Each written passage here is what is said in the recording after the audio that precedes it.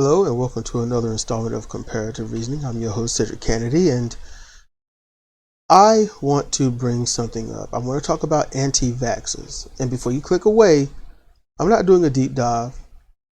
I'm not even going to skim the surface of who and what they are, the religion and subculture and all. Nope, not doing that.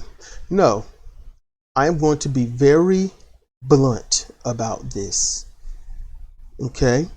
I'm going to be very blunt.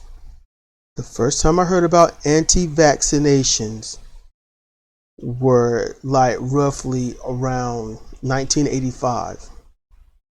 Around that time, the first time I heard about it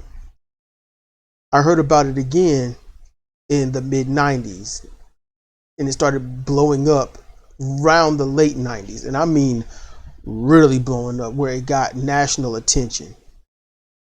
But the first time it was spoken of into a history, it was supposedly around in the 60s.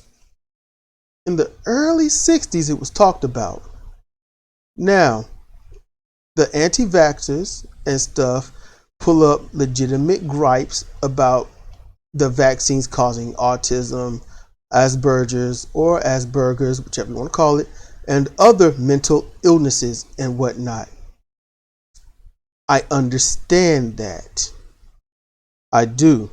Their claims going on all the raised levels of autism and more things coming out and spectrums, and yes. Now, I need you to understand something, and I'm not trying to convince you. I'm just going to tell you something to think about.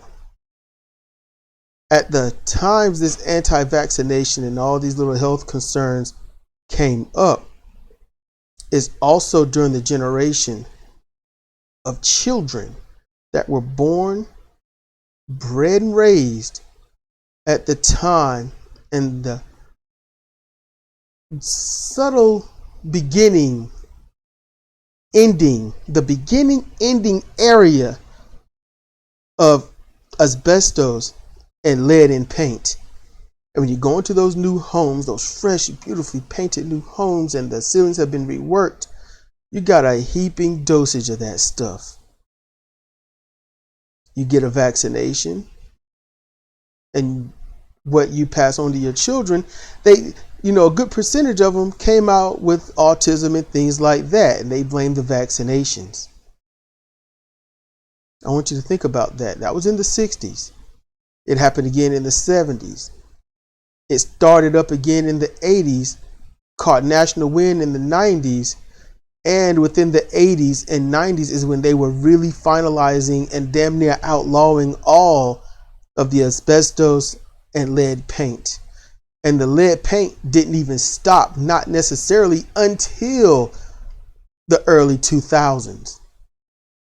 The lead paint used was not thoroughly canceled out until, fully outlawed until the early 2000s. So everyone wants to blame vaccinations.